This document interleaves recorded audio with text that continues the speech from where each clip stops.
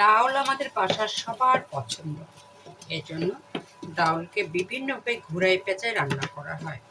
2-3 দিন ধরে শুধু ডাউলে রান্না করছি, কিন্তু আজকে আর ডাউল রান্না করব না, আজকে সবজি দিয়ে ডাউল রান্না করব। এই জন্য সমস্ত মশলার সাথে ডাউলটা আগে দিয়েছি যাতে ডাউলটা সিদ্ধ হয়। তারপরে ডাউলটা আমি সুন্দর করে কষিয়েছি। আর ডাউলটা যেহেতু সবজির আগে সিদ্ধ হয় না, এই জন্য আমি মশলার সাথে ডাউলটা দিয়ে দিয়েছি।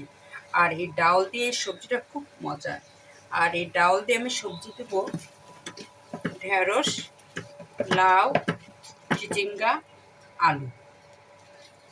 এই এই চারটা দিয়ে আমি সবজি রান্না করব। তার জন্য আমি কেটে রেখেছি, এই দেখুন সেই যে সবজিগুলো বললাম কেটে একটু হলুদ দিয়ে মাখিয়ে রেখেছি, কারণ ডাউলের হলুদটা আগে দিয়ে দিয়েছিলাম, তাই ভাবলাম যে সবজিতে একটু হলুদ দিই তাহলে কালার সুন্দর আসবে।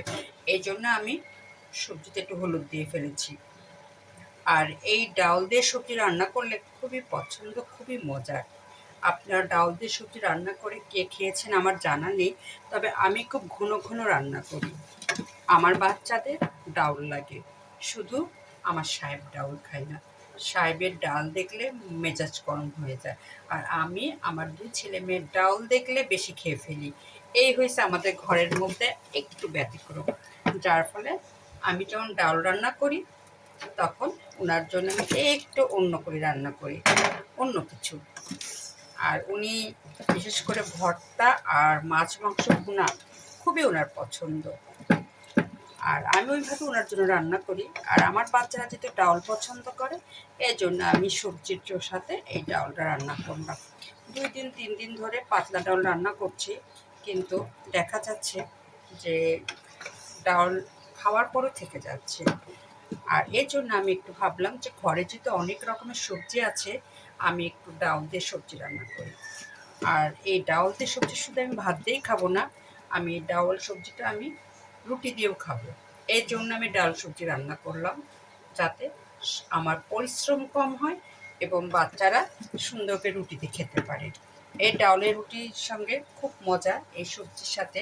এখানে তেমন কিছু দেই নাই, এই সবজির সঙ্গে দিয়েছি, আবারও বলছি, পটল, ঢেঁড়স দিয়েছি, লাউ দিয়েছি, আলু দিয়েছি, চিচিঙ্গা দিয়েছি।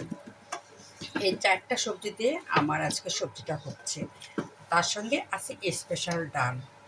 আর এটা শুধু রুটির জন্যই প্রযোজ্য না, সবজি হিসাবে ভাতের সাথে খাওয়া হবে। আর রুটির সাথে এই ডালের সাথে, ডাল সবজির সাথে যদি একটু ডিম দেওয়া যায়, আর বাচ্চাদের কিছু লাগবে না। আর এই চিন্তা করে আমি এই ডাল সবজিটা রান্না করলাম, যে বাচ্চারা রুটি খেতে বিভিন্ন ঝামেলা করলে এটা দাও ওটা দাও, এই জন্য একটু ডাল সবজি রান্না করি। ডাল দিয়ে সবজি খুব টেস্ট।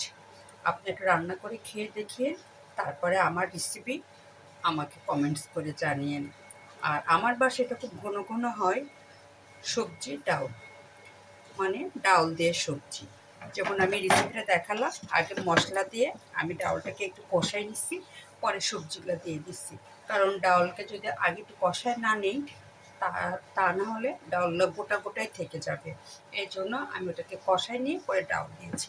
এটা আমার ঠিক একটু মাখা মাখাই হবে। এই দেখুন, ডাল ডাউল দিয়ে সবজি।